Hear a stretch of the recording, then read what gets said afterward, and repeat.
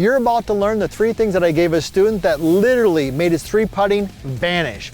Now Kevin's a student, he's 62 years old, just recently retired, he's a banker, and he's playing golf 3-4 times a week now. But he would literally 3-putt 5 or 6 times around. So I gave him 3 things. One had to do with the butt end of the club, one had to do actually with just his trail hand, and then one of them was a great drill called the pause and go. Now typically when people 3-putt a lot, they're struggling with distance control, which means they're not rolling the ball the right distance. Now, that can be a byproduct of having too much loft at impact. And the first thing that I told Kevin was, I said, hey Kevin, take the butt end of the putter and move it slightly forward so that the butt end of the putter is on the front side of the golf ball. And what that does is it actually de-lofts the putter a little bit.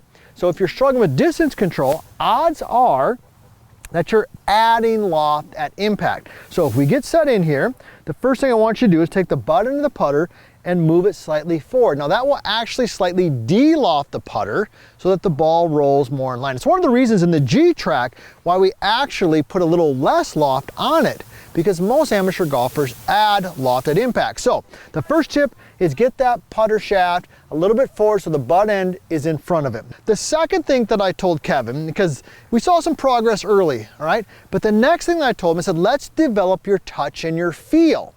All right, so what I had him do is just roll some putts with his trail hand only.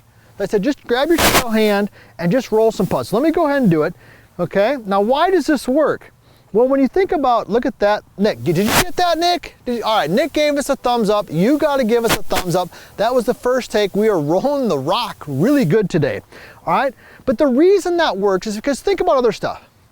You're throwing a football, you're throwing a baseball, you're writing a letter. You do that with your dominant hand. That's where your most touch and feel is at, is in your dominant hand, because that's the hand that you use. And the same thing holds true when you putt. You want touch, you want feel. So by just rolling some putts with your trail hand only, that can naturally help you. Now the last thing that I told them was a drill called the pause and go. This is one of my favorites. And at first, Kevin, he kind of struggled with it, I'm not gonna lie. But with practice and with time, you got better at it. Now, the pause and go drill looks like this. What you're gonna do is you're gonna get set up and you're just gonna take the putter back and you're gonna literally pause and then you're gonna go, all right? Why does that work and what is it doing for us?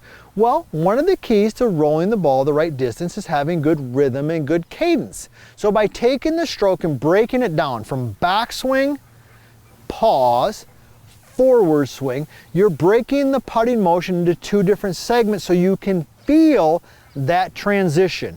Because in the transition is where the magic happens. You look at great putters and the putter flows back and it flows forward. And you look at people who struggle with distance control, it goes back and then it goes forward in a jerking motion. So the pause and go drill, I get set in there, I take it back, I literally pause, and then I go, just a little bit short. That can improve the rhythm and the cadence. Kevin went from 3-putting 5 or 6 different times around to his 3-putting literally vanished. Now that we've improved Kevin's putting, check out my next video where your trail hand can take your putting to the next level.